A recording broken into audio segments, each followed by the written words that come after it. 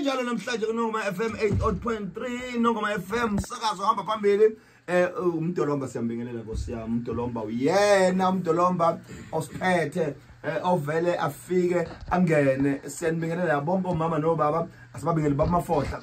angihambi ngedwa ke namhlanje sebebuzula ukufakaza abantu sithi nje ngomhla ka 6 sekunjalo mfundisi asikubingelele unjani kodwa akusena ngisho umfundisi ke lona ke inyanga kokuvula from Swaziland sabona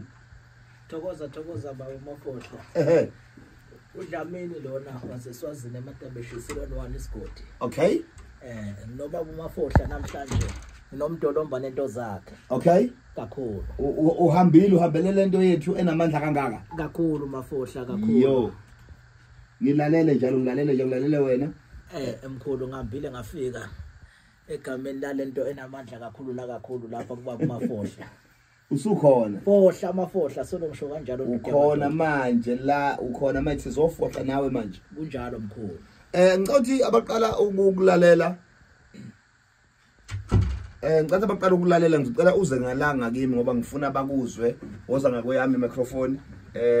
ngifuna ukuzwa kahle ukuthi uhamba kanjani asibingeleleke manje kuba lalela emakhaya uzisho ukuthi wena ungubani wakwabani undoda emnyama Dlamini eSwazini Shiselweni 1 inkundla umphakathi emqinisweni kwahlophe basitshela ngendaba kaKhokhovula wenyanga esencane edilizimanga eyathatha izikhwama zawoyise elapha umbhulela ebethelayo lithini iqiniso ngaleyo nto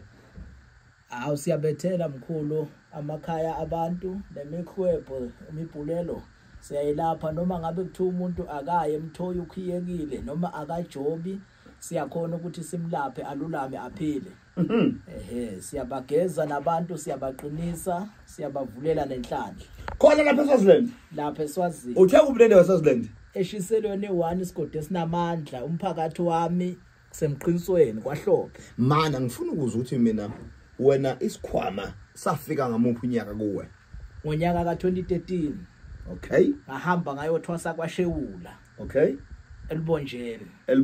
kunjalo wabuya nempanze ngabuya nempande kwaShewula okay wazolapha abantu kwelakithi eshiselweni kwaNgwane nabantu abangaphandle kwaseSwazini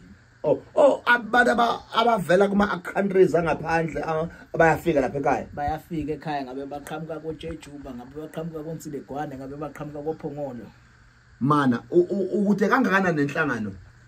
uma ngisekhaya ngikhipha 35 rand mangenhlangano okay awusinikeze imfihlo yakho ngoba izinyanga sezahamba ngezimonto wena yini ungahambi ngemonto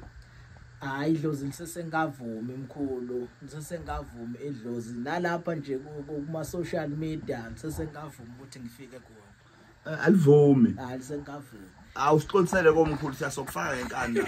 konse siyakufaka enkanda social media uphakathi manje okay uyakwazi nangithi umuntu ucela uzombethelela uSefrahead uSolundi yakhona ukufika ngiyakhona ukufika lapho mangabe mhlambe efake imali noma ngigibele ngeyami bese ngikhokhela mase sengikhonile umqiniso kumbethelela umuzi malini inkomo 8000 ukubethela 8000 ukubethela 8000 ukubethela ekhaya usuka eSwazini uzogilima ngaliso kubo lo muntu kunjalo mkhulu mana kithi inamba yakho uVodacom wami uthi 0766 59 28 70 asibize kahle ke number 0766 59 28 70 eyaseswazini ithi +268 76 38 13 13 24